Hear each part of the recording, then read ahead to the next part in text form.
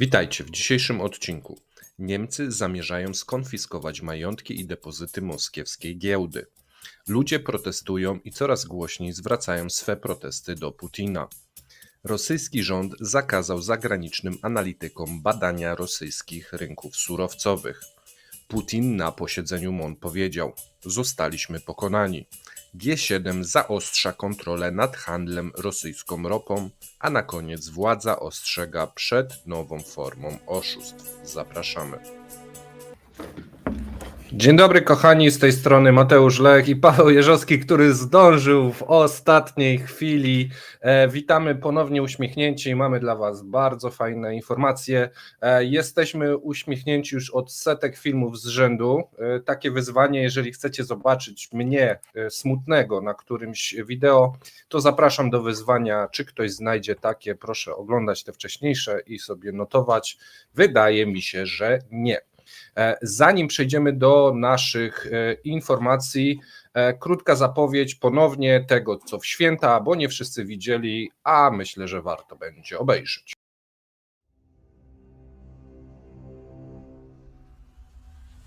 Jedyny raport o stanie gospodarki Federacji Rosyjskiej, społeczeństwo, handel, system bankowy i przemysł. Czarno na białym wypunktujemy zarządzanie reżimu. Zapraszamy.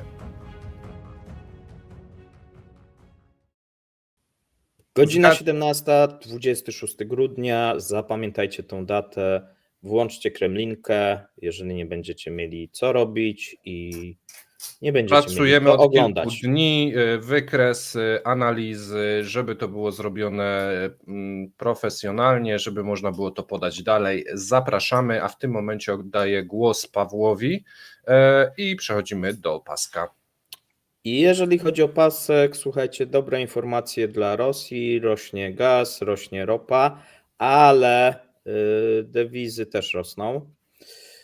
Dlaczego rosną? No mamy dzisiaj 21 grudnia, a więc jest już po 20. Firmy skończyły te operacje związane z przygotowaniem się do podatku, no i w tym momencie nie ma żadnych takich potrzeb, żeby tą walutę dodatkowo sprzedawać, no natomiast zbliża się nowy rok, no i tutaj ludność będzie prawdopodobnie cały czas skupować walutę, bo mamy teraz taką sytuację, że firmy sprzedają, a ludność kupuje.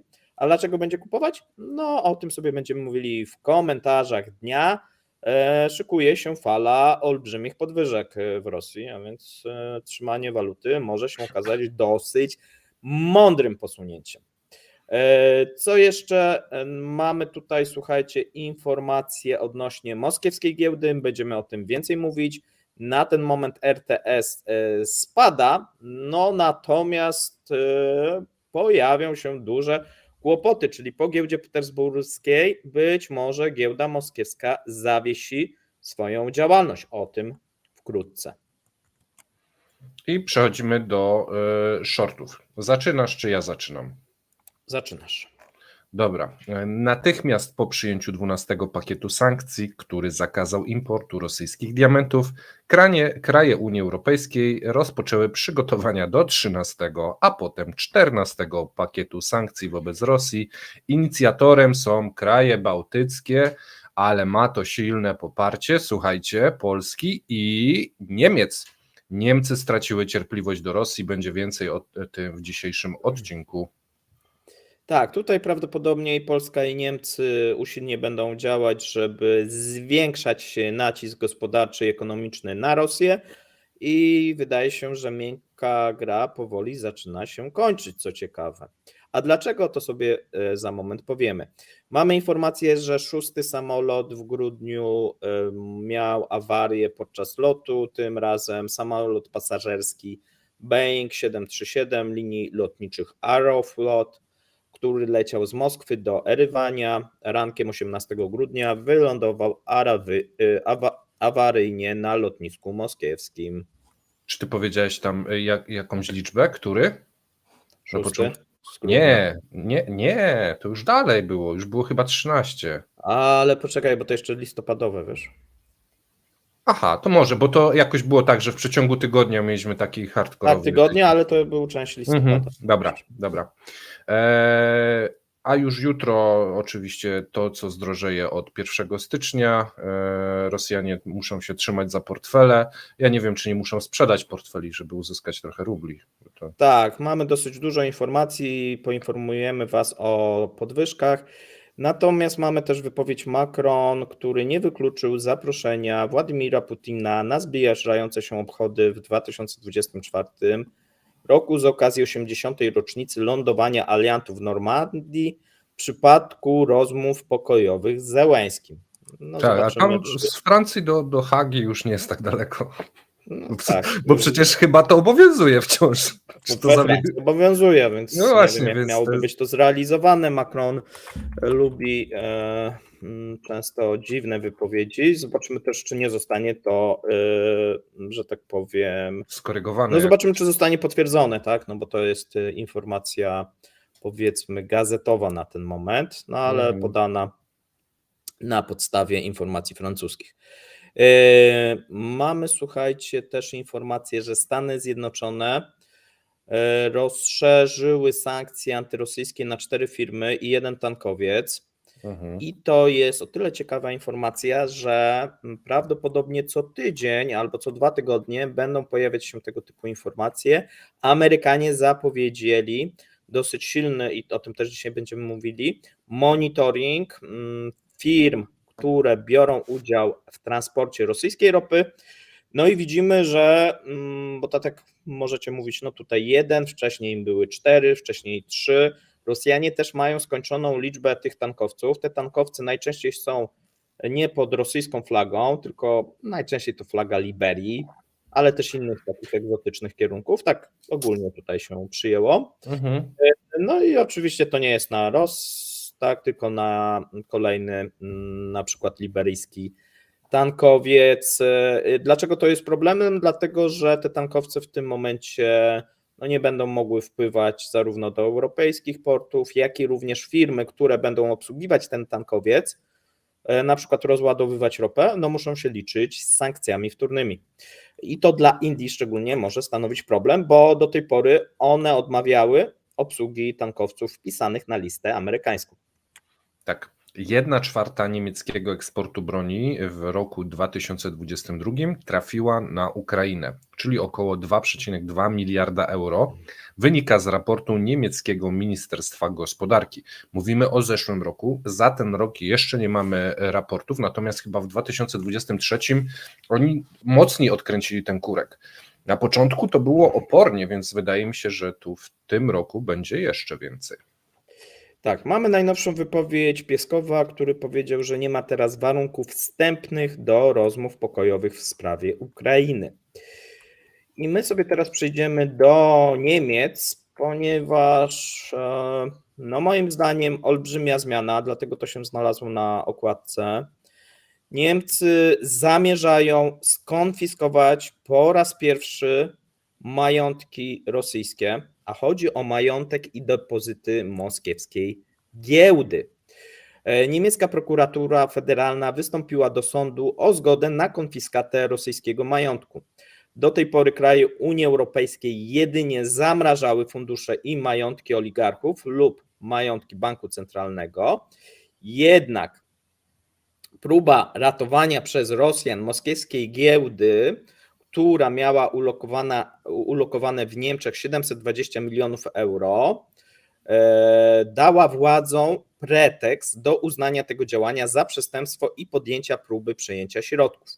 Niemiecka prokuratura złożyła w sądzie we Frankfurcie wniosek o konfiskatę środków ulokowanych przez Krajowy Depozyt Rozrachunkowy w niemieckim oddziale amerykańskiego banku JP Morgan.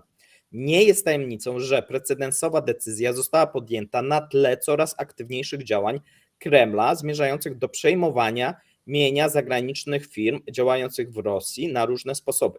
Przypomnijmy, że we wtorek Władimir Putin odebrał udziały w spółkach joint venture z Gazpromem, niemieckiemu Wintershall i austriackiemu OMV.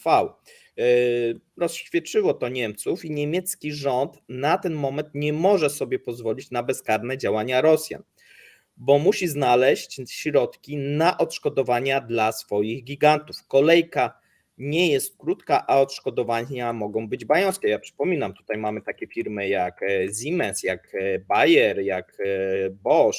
No wszystkie te duże firmy, które inwestowały w Rosji, ustawiają się teraz w kolejce do rządu niemieckiego, no i ten rząd niemiecki musi w przyszłym roku już zacząć organizować pieniądze na odszkodowania, bo te pierwsze odszkodowania prawdopodobnie już w 2024 zostaną wypłacone. Zajęcie i konfiskata majątków rosyjskich otworzyłaby puszkę, która by spowodowała, że mielibyśmy następne konfiskaty prawdopodobnie i to w Niemczech. Czyli tutaj nie tak jak do tej pory kraje, powiedzmy, nie wiem, bałtyckie, Polska, Czechy, Słowacja, tylko Niemcy stałyby się liderem, jeżeli chodzi o konfiskatę majątków. No i też by prawdopodobnie otworzyło, no bo wtedy Ukraińcy by powiedzieli: OK, swoim firmom dajecie, a my to dlaczego nam nie chcecie dać tych zamrożonych funduszy, skoro sobie je już dzielicie. Utrudniłoby to również powrót firm niemieckich na terytorium Federacji Rosyjskiej, no bo te odszkodowania, które by były wypłacane i zajmowanie majątków, no prawdopodobnie w przyszłości by bardzo utrudniło te procesy. Tu mamy pytanie od Arkadiusza, czy Polska coś już konfiskowała od Rosjan? Tak, konfiskowała budynki, to pamiętam. Nieruchomości. I w Unii Europejskiej tak było. Też konfiskowała, więc Niemcy nie są pierwsi, my zaczęliśmy konfiskaty, natomiast Niemcy zrobią to bardzo dużej ilości, w dużym wolumenie, jeżeli to się zacznie. No i to jest, tak jak napisaliśmy, koniec miękkiej gry, bo tu nie będzie odwrotu. Teraz już idą na noże. Putin konfiskuje niemiecki majątek w Rosji, Niemcy konfiskują rosyjski, no i zaatakowanie rosyjskiej i moskiewskiej giełdy, zabranie jej środków, to przecież też podkopuje całą rosyjską, już petersburska giełda ma duże problemy, teraz moskiewska też może mieć, nie? Bo to jest jednak duży wolumen gotówki. Tak, to jest duży wolumen obrotu, bardzo duże uderzenie w Rosjan, natomiast myślę, że ta czerwona linia została przekroczona przez Putina i przez Rosjan, bo zaatakowali niemieckie firmy. A Niemcy mogą wiele wybaczyć, natomiast atak na firmy przemysłowe, tak naprawdę to, co Niemcy na tym stoją, tak.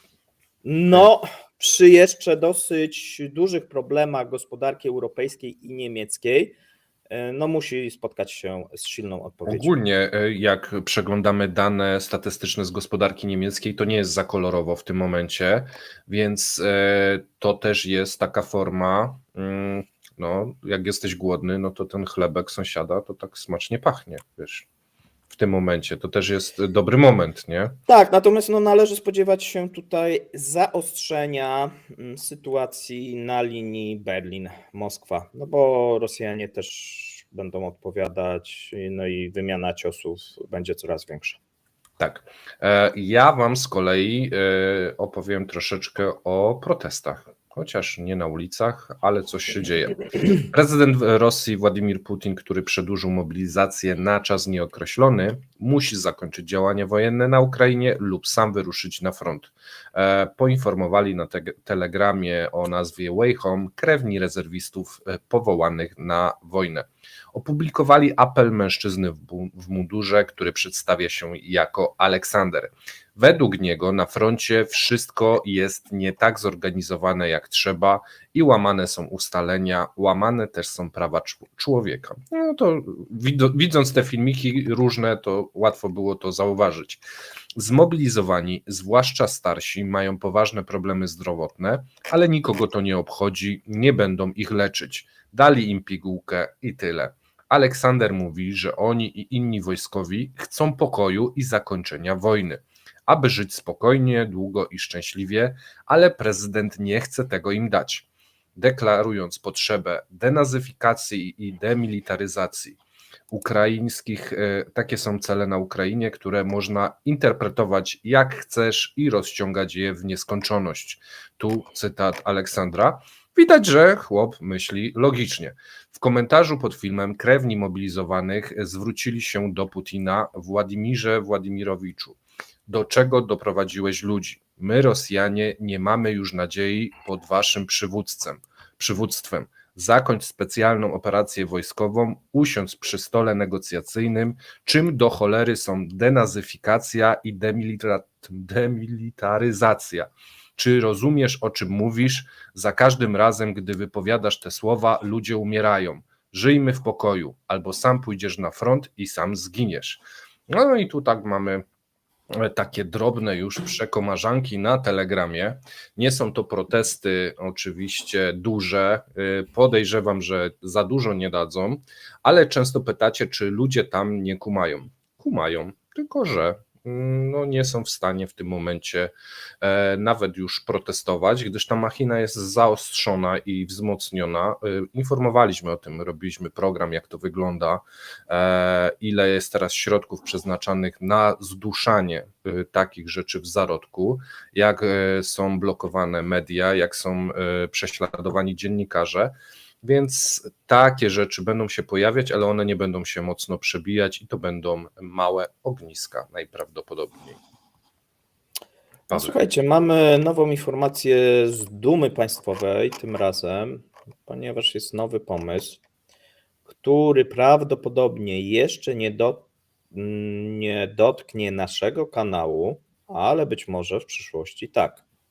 O co chodzi? Rosyjski rząd poparł projekt ustawy zakazującej zagranicznym analitykom i firmom badania rosyjskich rynków surowcowych.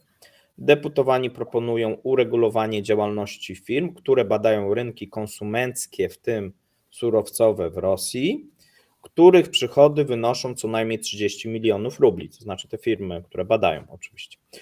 W dokumencie zaproponowano, aby analiza rosyjskich rynków towarowych była dopuszczalna tylko przez te firmy, których kapitał zakładowy jest w 80% własnością rosyjskich, chciałem przeczytać, że służb, no ale rosyjskich osób fizycznych. Tu żebyś się nie pomylił. Wiesz. Inicjatywa została poparta już przez Ministerstwo Przemysłu i Handlu, Ministerstwo Gospodarki, Ministerstwo Finansów, Ministerstwo Sprawiedliwości i Federalną Służbę Antymonopolową. Przychody, chciałem poinformować, wydać oświadczenie, że przychody Kremlinki jeszcze tyle nie stanowią, ale w związku z coraz szerszą widownią może to ulec w przyszłości zmianie.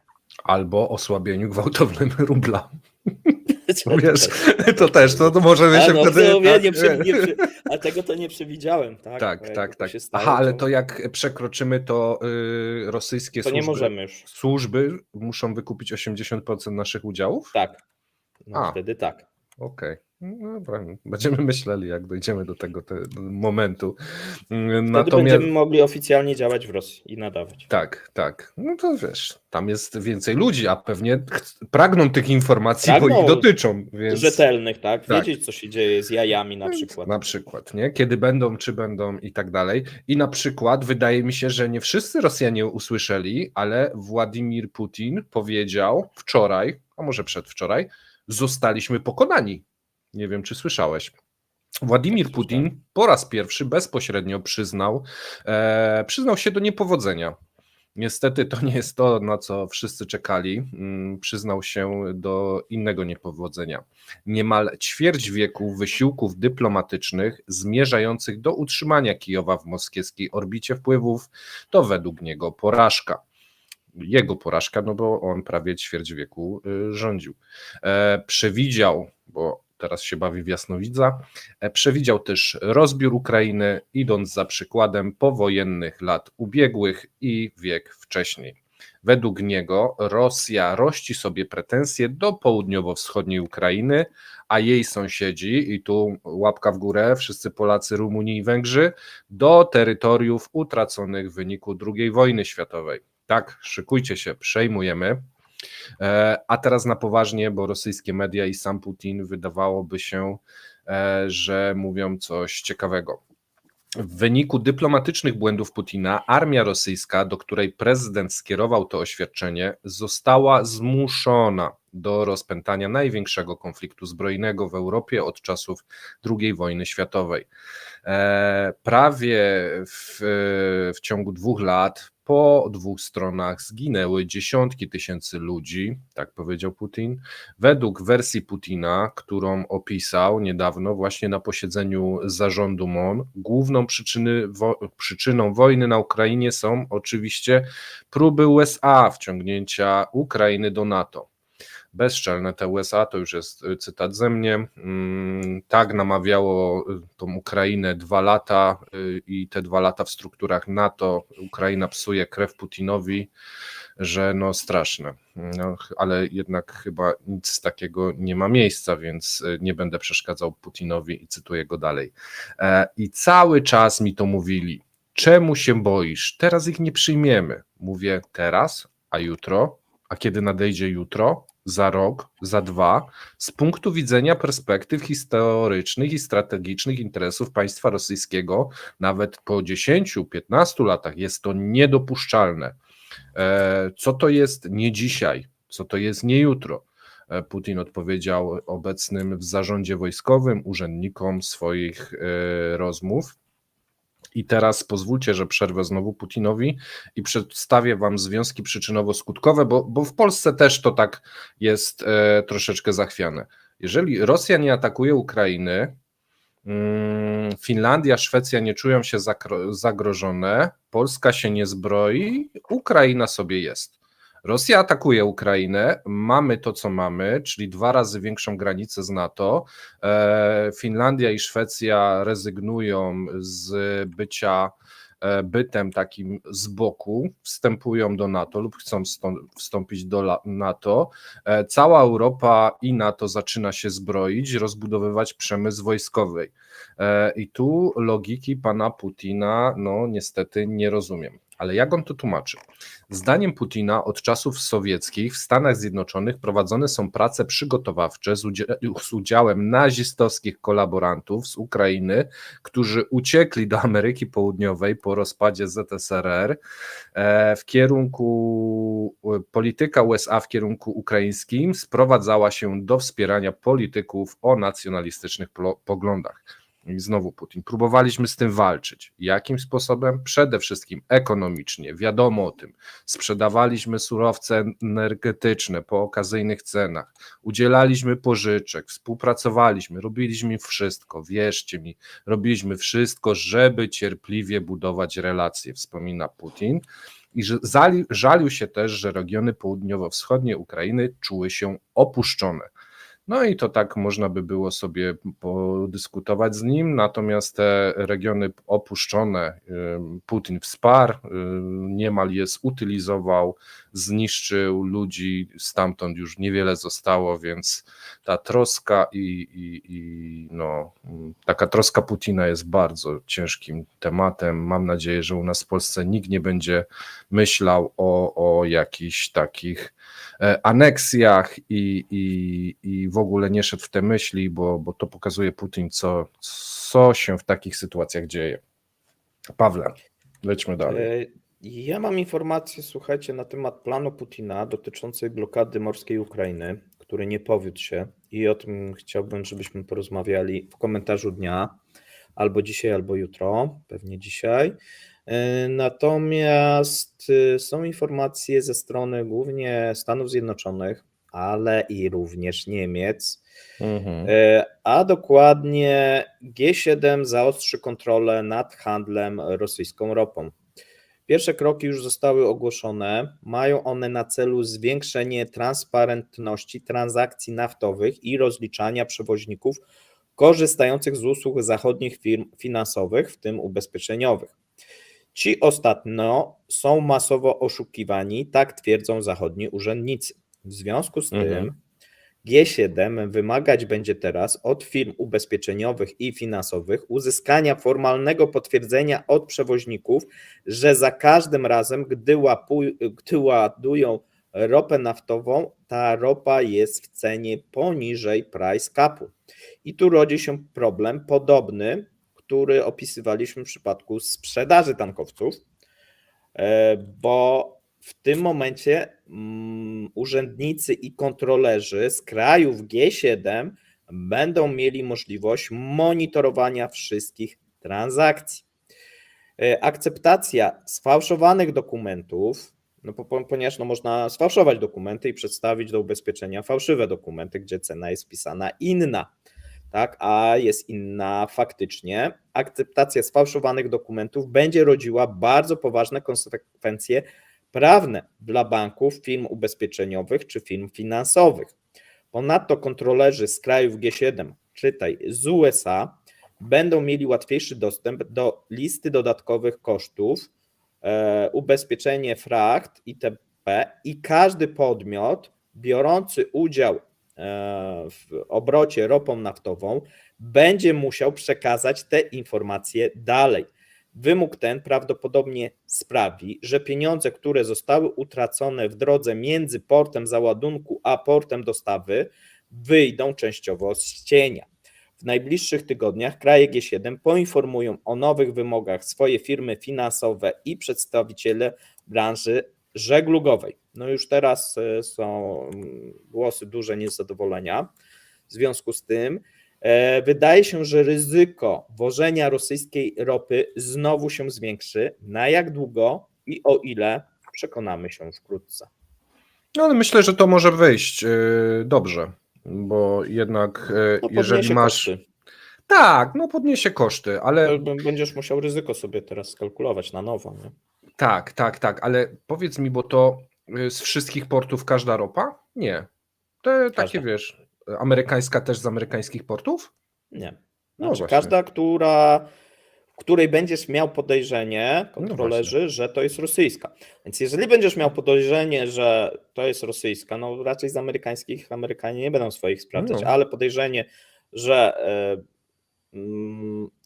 na przykład firma, bo to będzie dotyczyć, zauważ, że firm zarówno zachodnich, krajów G7, ale również tych stowarzyszonych. No i teraz firmy amerykańskie i kontrolerzy na przykład Departamentu Stanu... One już podejrzewają jakieś firmy, prawda? Mogą poprosić na przykład instytucje finansowe z Emiratów Arabskich o udostępnienie danych. Oczywiście te firmy mogą nie udostępnić, no ale muszą się liczyć wtedy z odpowiednimi, że zostaną wpisani na listę. Wiesz, to też będzie po prostu tworzenie list. Nikt nie chce być na liście. Widać było, że w przypadku listy tej sankcyjnej amerykańskiej, no firmy broniły się rękami i nogami, żeby nawet nie być podejrzane o współpracę z firmami, które są na liście. A więc no tutaj Amerykanie w tym momencie nadają ton tym ustaleniom, będą wpisywać kolejne tankowce. Zobaczymy, bo to jest takie gotowanie żaby.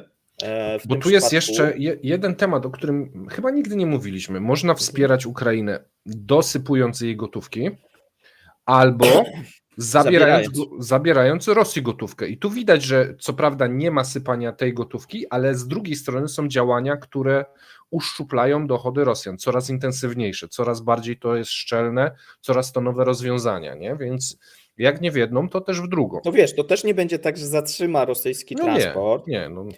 Oni będą musieli się przerzucać na dodatkowe swoje tankowce, które mają też ograniczoną ilość. Na przykład będą musieli się ubezpieczyć albo w rosyjskich firmach ubezpieczeniowych, albo nawet puszczać bez ubezpieczenia. Wtedy może być problem z odbiorem, szczególnie przez Hindusów, bo Hindusi na przykład żądają i chcą, i do tej pory bardzo często tak było, że te transporty były ubezpieczane przez hinduskie firmy, często lub zagraniczne, tak, to Hindusom jak gdyby też było w porządku. Jeżeli tego nie będzie, no Hindusi mogą się obawiać odbierać tą ropę. Oni są akurat bardzo czuli na tym punkcie. Zobaczymy, wiesz, bo to może być tak, że będą się obawiać, ale ktoś przeliczy i stwierdzi jednak, że się opłaca, nie? Dobra, przejdźmy do ostatniego krótkiego tematu i on jest właściwie też do Was. Wszyscy, którzy oglądają od dłuższego czasu nas, zwłaszcza ci, którzy śledzą nasz program, ten satyryczny Jaruski, wiedzą o licznych sposobach oszustw na Rosjanach. Postanowiłem Wam przeczytać tę wiadomość, gdyż akurat to też może mieć znaczenie właśnie dla Was. Ostatnią rzeczą, która interesuje Rosjan, ale i zapewne Was, gdy otrzymujecie długo oczekiwaną paczkę, jest sposób pozbycia się pudełka wysyłkowego lub paczki. Eksperci zalecają jednak bardziej odpowiedzialne podejście do tego. Jak się okazuje, nawet tutaj istnieje ryzyko utraty danych osobowych. Faktem jest, że na opakowaniu przesyłki znajdują się dane osobowe, w tym numer telefonu i adres dostawy. Dla oszustów jest to bardzo cenna informacja. Kiedy po prostu wyrzucamy pudełko lub torbę do najbliższego kosza na śmieci, znacznie ułatwiamy zadanie oszustwom.